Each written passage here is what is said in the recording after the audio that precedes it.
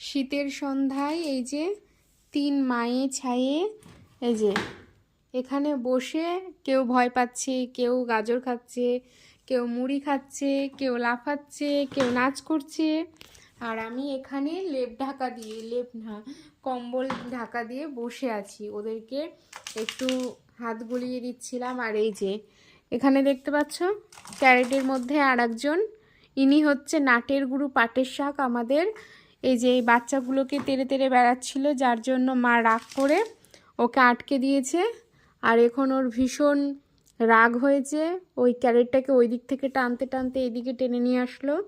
এটা হচ্ছে আমাদের পুচি, যে সর্বক্ষণ ছাড়া থাকে, সে হচ্ছে সবার রাজার রাজা। এখন তাকে বন্দি করে রাখা হয়েছে সিংহের মতো। সিংহ যেমন বনের রাজা, তাকে যেমন বন্দি করে রাখা হয়, তো এই যে পুচি হচ্ছে আমাদের বাড়ির রাজা। তাকে এখন বন্দি করে রাখা হয়েছে বলে দেখো সে ছটপট ছটপট করছে। আর এই যে এরা তো ভয়ে ভয়ে ছুটে ছুটে পালাচ্ছে, এই পালিয়ে আয়।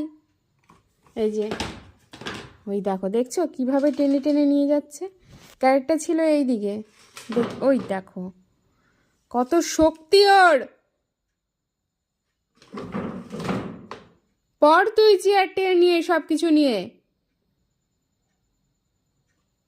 আমি কি যাবো তোর কাছে? বাচ্চাগুলোকে খালি যে বিরক্ত করবে, ওই জন্য ঠেকে দিয়েছে রাগ করে। আর এই যে আমাদের গোলু খুব ভালো ছেলে, সে খেয়েছে। এই যে একটা ছোট্ট টাওয়ালের ওপরে মুড়ি দিয়েছে, শতরঞ্জিতে বসে আছে। আর এই যে খেয়ে দিয়ে এখন বসে আছে। ওকে নিয়ে একটু হাত গোলাবো বলেই বসলাম। দেখছো বাচ্চা হওয়ার পরে ওর শরীরটা কীরকম ঝরে গেছে।